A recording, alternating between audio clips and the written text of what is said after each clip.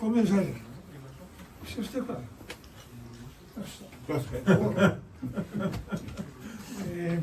Ólafur hafði sambandið mig og sagði að hann væri að fara að setja bílinn sinn í geymslu. Það er upplætt að nota tækifæri og það er þá í kvöld. Þetta er tækifæri, nákvæmlega. Ólafur er ekki svo gamall í bransanum. Hann fékk leyfið sitt 2020 var ekki. Nei, 18 eða 19. Það fékk hjá. 18 Óli. Var ekki 18? 18. Sko, síðan eru 7 ár frá 18 til ársins til dagsins dag og 7 er prímtala og 7 er svo happatala líka. Þannig að sjá að þetta er alveg upplagt á. Hann hefur verið að á þessum tíma, þessum litla tíma til þess að gera svona í sögu heimsins. Hann tók þátt í, já það er þessum, 2018, það stendur hjá. En 2020 þá tók hann þátt hérna í þessum radioleikjum okkar hérna heima og hann vann sko útileikana sem voru Vestmannaeyjahelgi það árið 2020 og í því sem heitir VAFHF, UHF leikar þá, hvað heitir þetta núna? Þorkell? Sumarleikar. Sumarleikar, það var henni öðru sæti. Þetta er ansi vel gert hjá manni sem er bara rétt að byrja í bransanum. Hann er með leyfisbréf, það er svo hátt númer, það er 466. Er einhver hér með herra númer? Sko, nokkur. En hann er ekki búinn að vera lengi í bransanum. En miðað við hvað hann hefur afrekað á þessu stundantíma, þá er eins og hann hafi verið í bransanum bara frá því að Markoni fæddist. 69 verður. Já. Hér segir til dæmis, sko, hann var hér, þetta var færsla á bókinni hjá IR-regnum. Ólafur Örn Ólafsson, sem hér stendur hér einn og einn, á ferðalagi landið í hádeginu dag var hann staddur í ágætu veðri við Víðan í Dýrhólagi sem er í 1200 metra hæð, 120 metra hæð. Hann ferðast með sjakkin með sér, hann er vel útbúna fjarskiptabifreið sem er hans hann með innbyggðan sjakk, þess að loftið sem að hækka upp og niður og svo framvegis og þegar hann var við hann kaffiliti þá var hann í Thailand í Japan á 15 metrum. Hann notar IC 7100, eftir með það ennþá. Flott tæki sko. Svo var hann hér í vor, í 18. maí 2025, þá var vordagskrár hér í Skeljanesi og þar mætti Ólafur Örn með stöð og búnað umhverfis jörðina á 75 dögum. Því að þau þurfti þó 80 daga. Nú, ég veit því. Já, takk fyrir þessa ágættu kynningu og takk fyrir að bjóða mig félagar. Ég lofa að vera bara 20 mínútur, þannig að ég veit sannlega eins og stjórnarmönnum verið 30. Já, því að hann ætlar svo að fara út á eftir með okkur og sýna okkur bílinn sinn, þannig bíl sem myndin er af. Og einhver hér í salnum ætlar að græja ljós út. Hvað segir þú?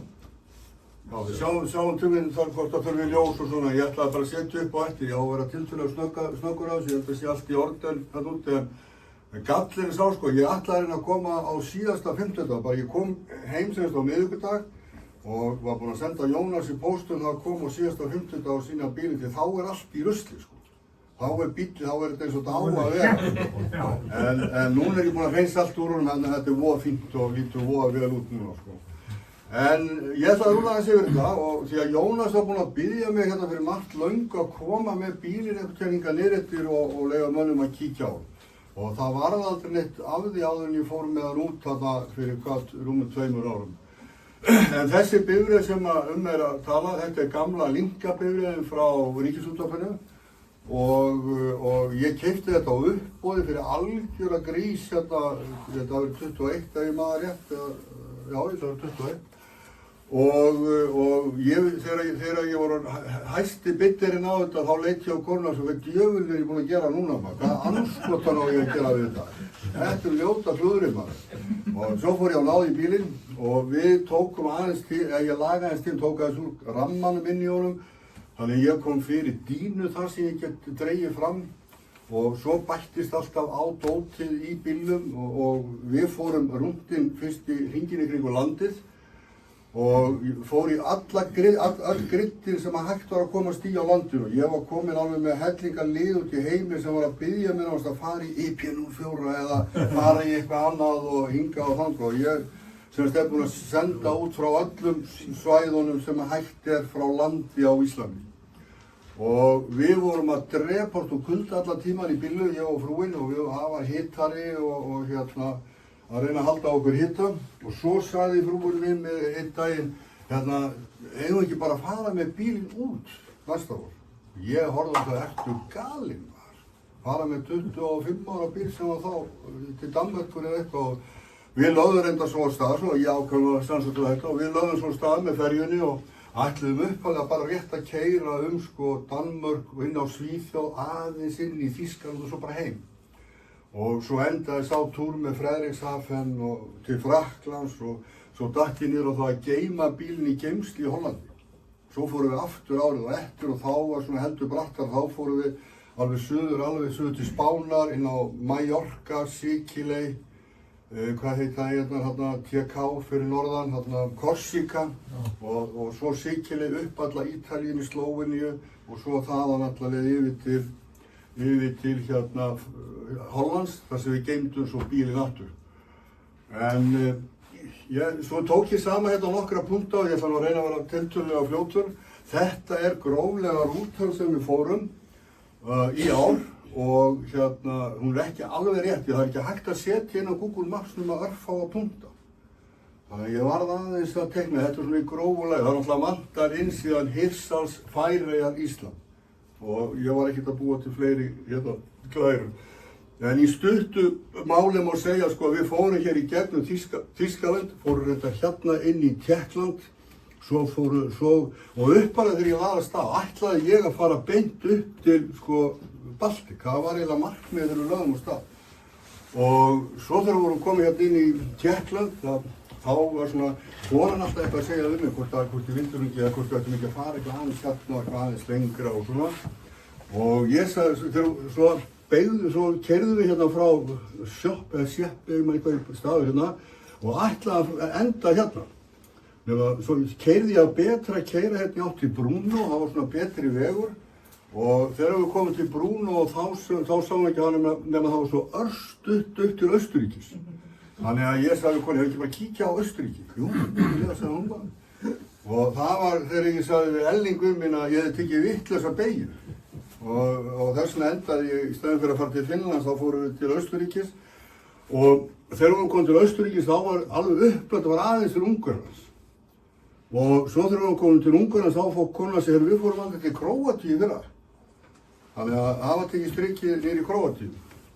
Og þegar við vorum komin til Króatíu, þá var, við fórum svo til Slóveníu, held ég hafi verið næst sko, ég held þessi réttur þá var orðið svo stutt að kíkja aðeins inn í Serbíu.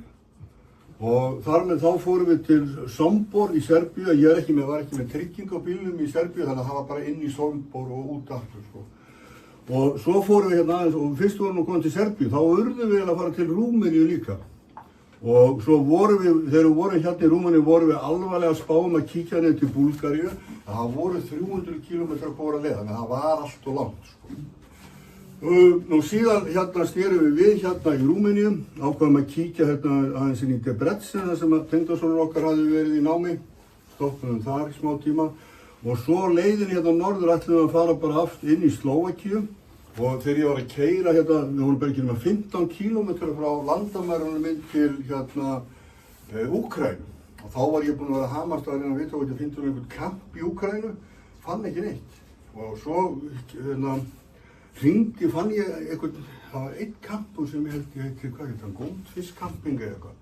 hringdi hann og það var einhver sem talaði bara rússnesku eða eitthvað og ég skildi ekkert og ég sagði camping og það var eitthvað já og svo sagði ég bara ok, alveg spasíb og skellt á og svo liðu einhverja 20 mínútur og við vorum bara að keyra einhverja bara hellings 20-30 kilometra og þá er hringt aftur og þá talaði einhver smá meiri ensku og sagði camping, yes camping, ok, kom camping og ég spurði hvort það var electricity, yeah, electricity, það var ekki engin vandamál þannig að ég sagði hérna ok, I come svo við snérum við, kerum tilbaka og fórum inn til Úkraínu hérna í litlum bæ sem heitir Shop og hérna það var alveg ævintýr að fara þar inn í landið sko, það var bara eins og að fara 40-50 ára aftur í tíman á lestatilinu var einhver babúska stór og mikil maður með einhver spjöld að segja liðuna að koma og við keyrðum yfir lestatilina hittum svo þennan gæja sem að þarna í Shop sem átti þennan camping og ég held að campingi væri sko í Shop nei, þá var hann með annan camping sem var hérna í Úskurótt sem hérna fyrir norðan og þar, hann vildi endur við færum þangað og það voru 40-50 kilometrar og við sem bara ok, fínt, keyrðum upp yfir og keyrðum á eftir honum alla leið og það var mjög sérstakt að sjá eftir við fórum í gegnum sko varðhlið þar sem var hellingur hermönum, stoppa alla að spurja hvað var að gerast og svona og hann talaði bara fyrir okkar þannig að við runnum í gegn og ég ætlaði að við ætluðum að vera í Úskurótt í 3 nætur en það var, ég sjá eftir á myndunum sem ég með að það var ekki sjálf því að rafmagnið sló alltaf út og ég var náttúrulega svona að tengja það við að þegar ég var að senda á 20 metrum þá datt út með rafmagnið bara, hún bara datt alltaf út og við gáttum ekki vorum náttúrulega prímusin til að elda og þetta var eiginlega allt í hálfgerðu veseni þetta með rafmagnið, annars hefðum við verið lengur.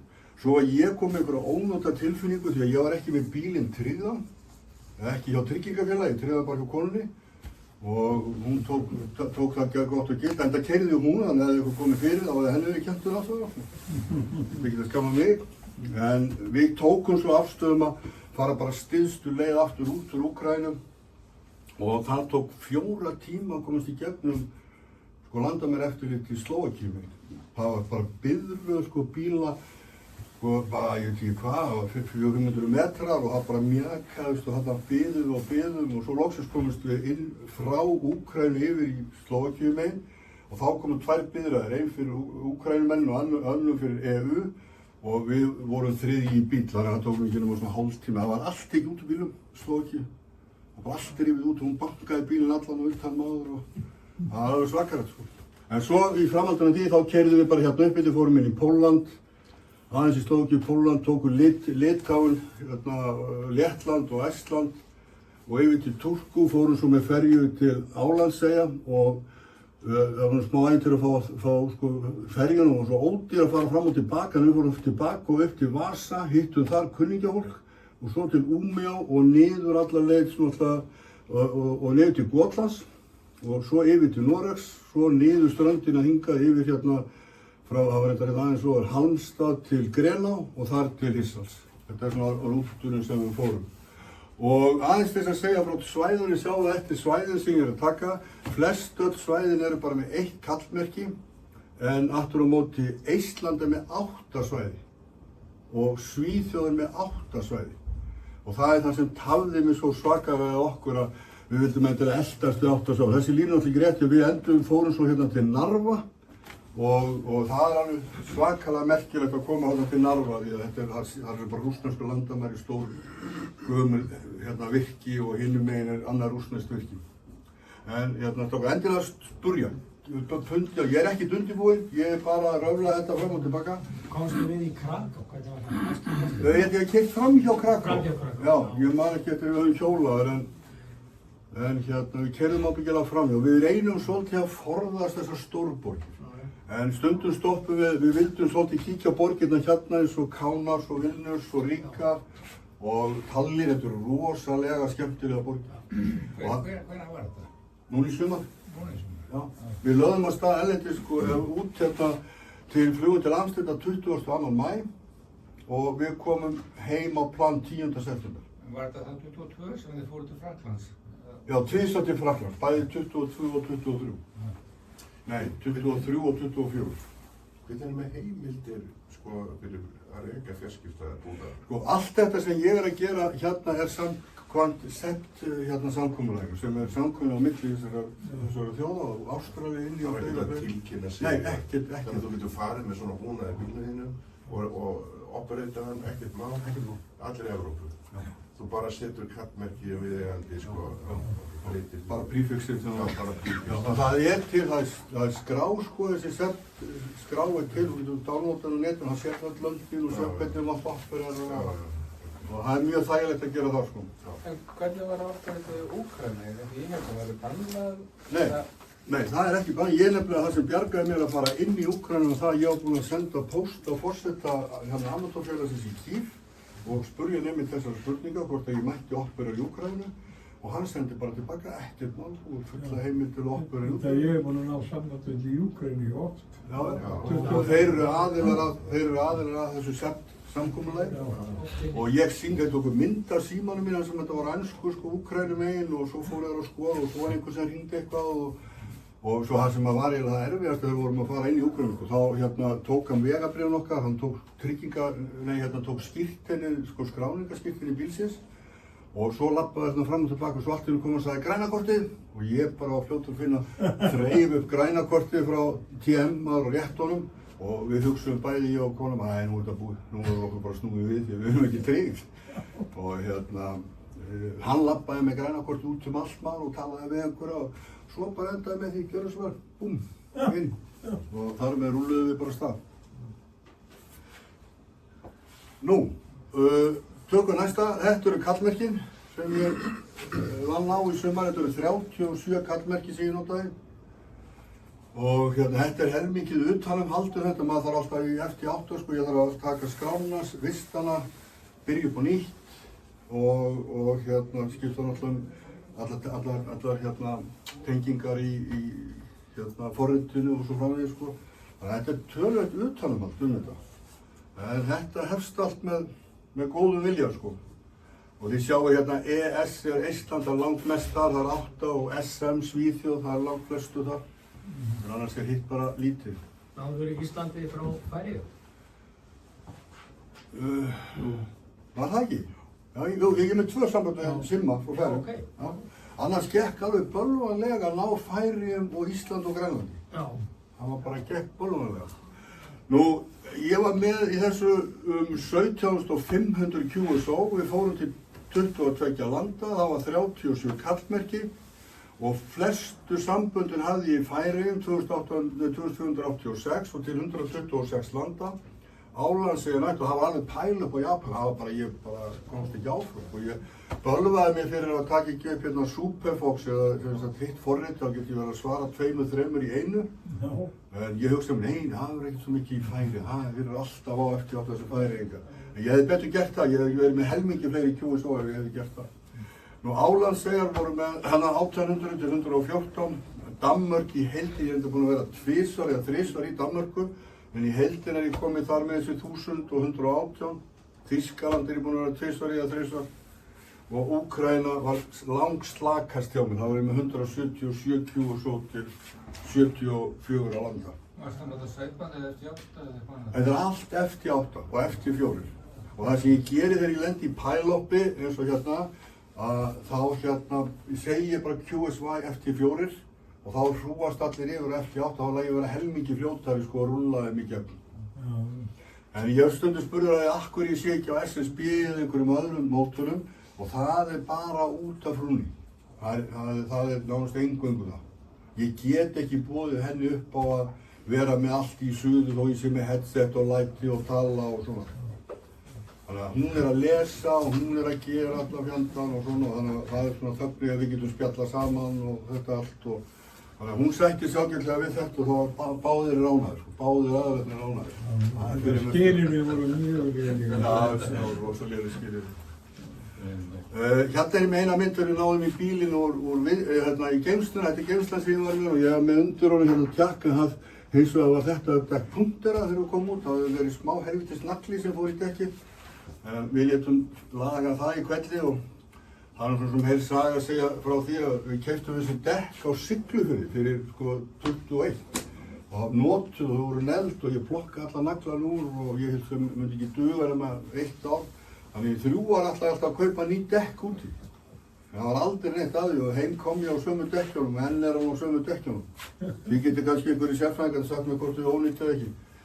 Þetta eru verstu aðstæðuna sem ég lendi í. Þegar ég er svona komin á eitthvað svona stað hérna og alveg klestur. Ég lendi stundum í þessu og ef að þið farið einhvern tímann í svona leiðangur erlendis með húsbíl í Norður-Evrópu, Danmörku, Svíþjóð, Finnland og fleiri farið á hafnirnar. Hafnirnar eru náttúrulega allar að bjóða upp á rafmagn og stöðu og stundum mismunandi en þar líkar okkur langbest. Og svo síðust konan líka verið búin að finna það út að mér líði bestu höfnunum því að þar sé alltaf bestu skilin.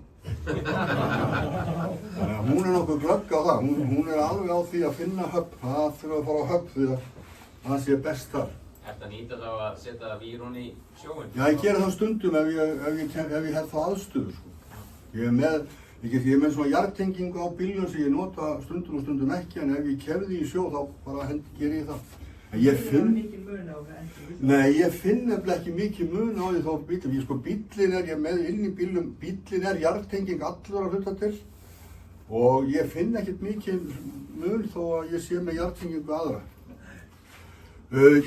Ég hitti hérna í Sombor, það var mjög gaman að koma, rosalega flott veður, flottu kampur sem við fengum og það var hérna, ég hafði samband við þennan hérna sem er hérna Yankee Tattoo 3H og á 6 metrum og hann var svo hissa að hann sendi mér póstur bara hvað ertu?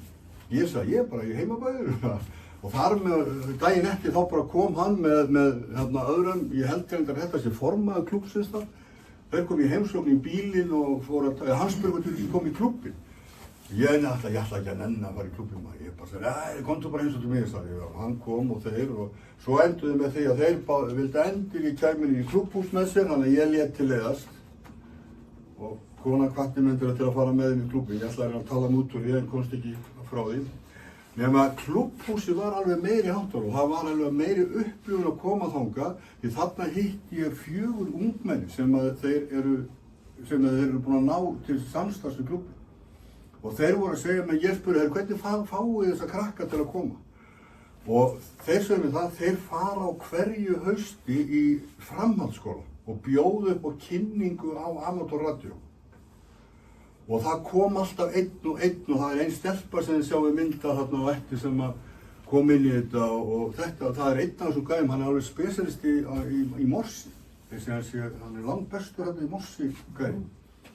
Og hérna er stelpa sem heitir hérna Uniform 3A 2A og þetta er María Kosti, þið sjáum örugglega eitthvað hana á hérna Facebook, hún er alltaf að posta eitthvað svona á Facebook sem hún er að gera. En þetta var flott stelpa sem var í þessu.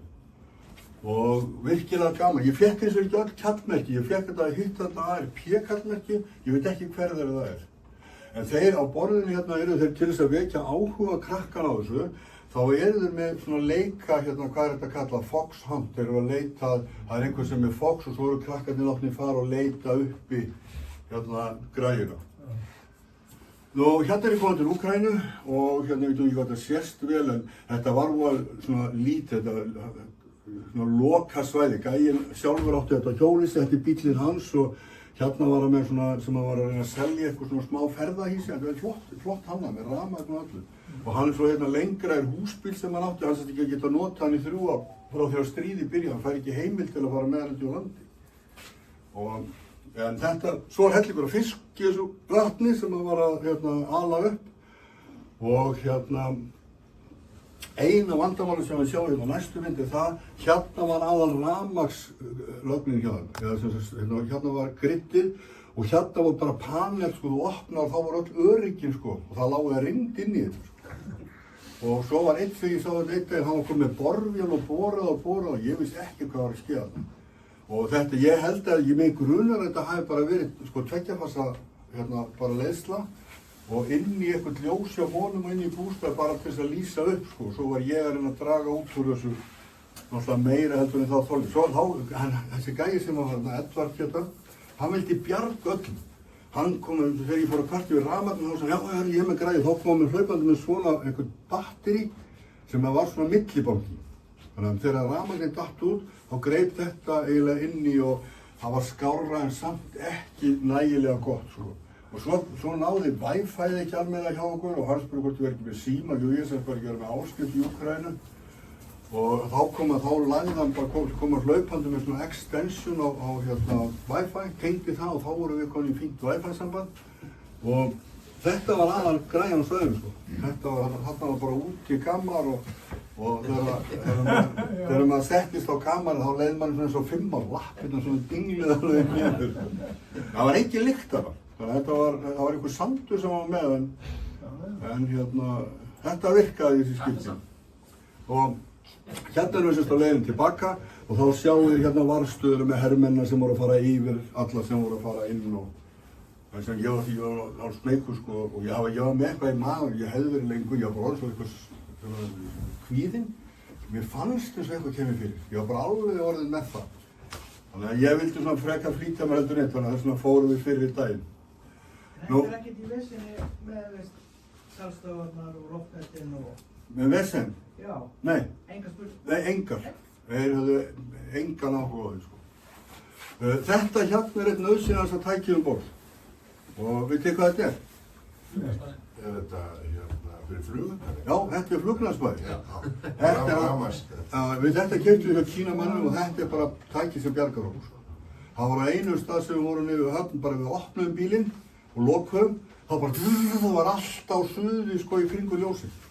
Og svo tókum við til og svo drápum við þetta allt saman og reynsum þetta út og það gekk ágætlega. Við vorum sára sjaldan bitin í bílunum, sko. Ég sá hérna Óli auglýsta svona græðu og loftvarnabúnað, þá leysergeisla sem að sko þefur upp flugum sko. Það er næsta version. Ég þarf að fá mér hana. Svo er þetta náttúrulega shocking myndin hérna, sko. Svona er aðstæðan stundum. Við erum svona með dínu. Ég varð að sýna ykkur þessar, sko. Hérna erum við bara F-8. Stundum er ég með lyklaborð hérna og stundum er ég bara með lyklaborð á maganum og svo enter. Þetta spaðið hérna hóra á? Já. Fuglaspæðin er alltaf við hendina, sko. Og stundum á morgnar er það þannig að ég vakna kannski 5-6. Konan er alltaf fyrir innan og ég hérna fyrir framann. Og þá tegi ég mig, þar að slá inn rafmagnið, þá tegi ég mig og kveikja á, tek hátalarinn á sambandi, kveikja á öllu, heyrist ekki hljóð og svo er ég kannski 2 tíma oppurinn meðan hún sefur bara. Og hún sefur aldrei betur en þegar ég er að fixa eitthvað. En þannig að þetta er þægilegasta F-8 staðan sem hægt er að finna. Það eru svona borð, hvað varstu þessu? Það eru á hverju strái. Þau skil ekki að það hafi ekki fundið eina. Þetta er ekki mun áðara. Ég ætla að reyndar að segja nokkra brandara. Það er upptakað.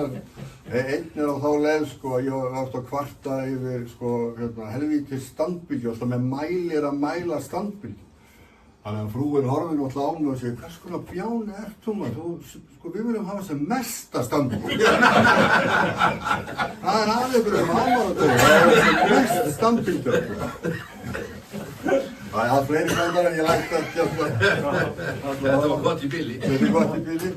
Heyrðu, þennan ágæta herramann hittum við í Tallinn.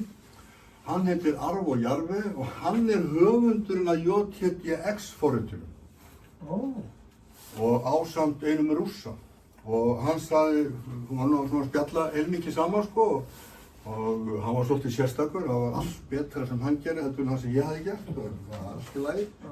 En hann sem sagt, hann er forritari að upplagi, sko, og var það ekki á sínum tíma, lærið þá sínum tíma og er búinn að forrita mikið. En hann ásamt þessum Rússa og fleirum hefur staðið fyrir þessu JTDX og mér finnst þetta miklu betra forrit heldur en ég. Hins vegar hefur er ekki JTDX, nei, já, að það forrit er hins vegar með meiri möguleika á sko DX eða svara mörgum í einu, þá er þetta að fara, ég held að heiti Superfox og eitthvað svona, ég hef voða lítið pröfað. Var það ekki forkað út úr Jú, þetta kemur úr því, en það allstað sagt í þessu Það forriti upphaðið á þessu öllu. Já, að byggt á einhverju frá þarna þessum Taylor gæja. En það var mjög gaman að hitta hana gæja og við fengum okkur einn kaldan þarna í miðborginni, rosalega flott í Tallinn. Ég held að Tallinn og Riga og þessu borgir, þetta er svona með flottustu borgum sem við komum til, sko. En þetta er allt flotta borg. Nú þegar við vorum á leiðinni þarna í Svíþjóð, þá urðum við að koma við í Grimeton og ég veit ekki hvort ég hafi heyrt af þessari stöð. Þetta er UNESCO verndarstöð, þetta var byggt einhvern veginn kringu 1922 og sem þá greidd allan heiminn til þess að standa í morsamskiptum og hún sendir á 17,2 kílóriðum og ég held ég farið rétt með að ég hafi séð að hún hafi sendt á 220.000 vöttum. Ég held ég hafi lesið þar, þið getið googlað þetta ef ég byrst bara forlást ef ég hef rangt fyrir mér en ég... Þetta er í Svíþjóð, hvað er þetta? Þetta er í Svíþjóð, já. Þetta sem er bara nokkuð sem ári? Já, og það þeir keyra upp stöðinu nokkrum ári, eða tvisvar ári, en hún sagði mér kona þetta að þeir gera þetta alltaf á aðfangadag. Þá senda þeir út eitthvað, ég veit ekki klukkan hvað, annarkvæmt á aðfangadag eða jóladag. Það er auðvitað að fara inn á heimasíður, vera og fylgjast með sko hvenær þeir senda út. Á hvaða tími sagði það að vera að senda? Þeir hafa verið á 17,2 sem gamla stöðin er á, en svo eru þeir líka með, hérna, ég held ég sé með sjakkinar á eftir. Og þetta er alveg, þetta er einhverjir kílómetrar af loftnetum og því sjáðu möstur í manni 2007, svona stór möstur sko með mörgum vírum á.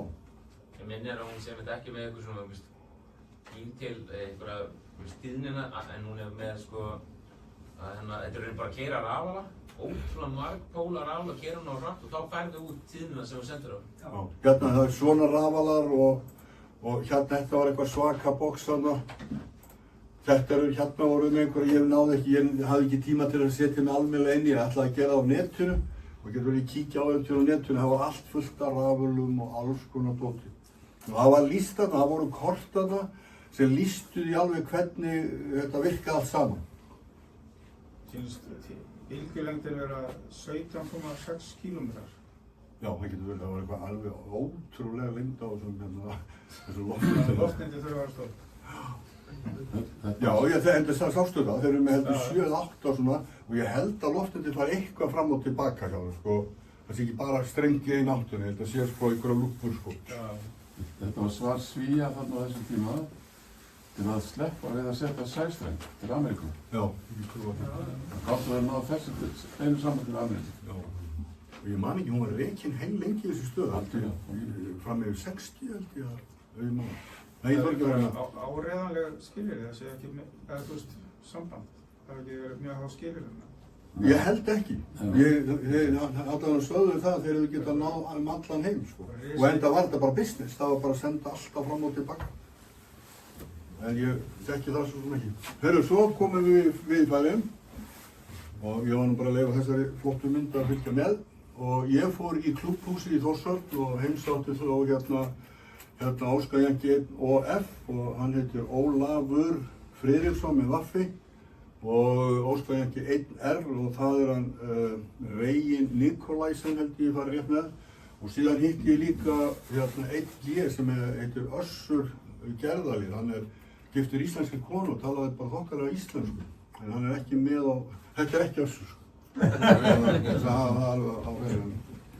En hérna, þetta var ágætis spjall og þessi hérna gauran, þetta er Regin, að hann er að fara í leiðangur næsta febrúar heldur til Búfort og með einhverjum amerískum gæja og mér skilst að Benni ætla að fara hérna eitt frá Íslandi. Það er bróður hans. Nei, Guðmundur segir Guðmundur. Já, og hérna, og þetta kostar einhverja 10 milljónar að fara þarna. Og ég held að hann þurfa að borga $20.000 bara til að fá með. Og þeir voru undirbúið einhvern gám sem var á leiðinni til Suður Afríku og átti að fara þar í einhvern tugboat sem þeir alltaf að hafa með sér. Ég minnir að Guðmundur hefur sagt að þetta borga 2 milljónir. Já, ég get alveg trúað því. Ávandur verður á betri stað heldur en síðast. Þeir ætlaði með 2 stöðvar, þetta er einhver hellingshópi, þeir ætlaði með 2 bækjustöðvar. og með einhverju töluverðu millibili. Já, það sem þeir voru síðan, sko, það var ekki séns að reyna að ná samband við þá. Já. Ekki séns. Það er bara svolítið basl að koma að búna hann í land, sko. Bara... Mér skilst að þetta taka með sér allan úrgang og allt, sko. Það er allt friðað. Það tók mig farið, það er ekkert víst að það takist, sko. Nei. Heyrðu, þetta eru hérna, stangirnar hjá félögunum hérna í Þórshöfn.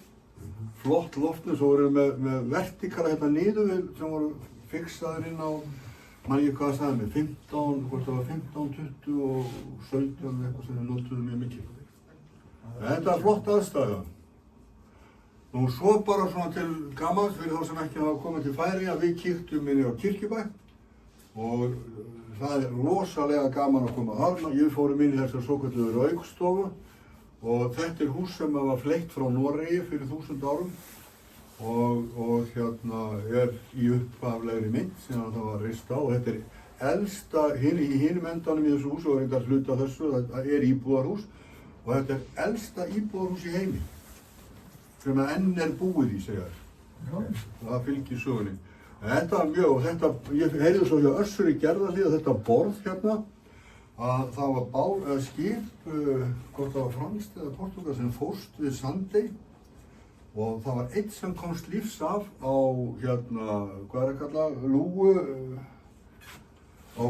lúguhlera og hann rak á þessu borð upp í Kirkjubæ og þeir breyttu, þeir rak sem sagt á hérna lúguhleranum og þeir breyttu lúguhleranum í borð. Þetta vissi ekki þegar ég var þetta, hann sagði mér þetta um Össur Gerðarhlíð. Nei, það var ekki Færeyingur sem sagði mér þetta. Og þetta er húsið. Og alveg rosalega gaman að koma. Við vorum í góðu veðri og óbóðslega mikil saga sem er hérna. Og hérna rétt hjá gangur svo göngin, það var alveg sér kapitúli fyrir að síga ræða ykkur þessi gangnamál í Færeyjum, en það er annar mál. Hörru, það var búið. Einhverjar spurningar? Hvernig er þetta bílið? Hann alveg bara rúlar, sko. Ekki einasta fjölbús. Það er ekki komið í kílómetrum á. Það er ekki neitt maður, 117 km/h. Allt í allt. En hvernig var með bensínverðið? Var það nokkuð svipað svona? Nei, bensínverðið var náttúrulega, það var langódýrast, ég ætlaði að taka bensín í Úkraínu, gerði það ekki, en það var langódýrast þar og svo var bensínverðið svona oftast í kringum 200 kallir. Dýrara, svolítið manni ekki finna dýrar í Finnlandi, ódýrara í Svíþjóð, það var mjög ódýrt í Svíþjóð, það var ódýrt í Færeyjum, það komið meira og óvart. Já, fyrir. Þetta, svona þakka honum fyrir aftur, með klappi bara. Síðan ætlum við að fara út og líka þessum formlega erindi. En við förum hérna út og kíkjum á bílinn hjá honum ofan. Það er gaman að því.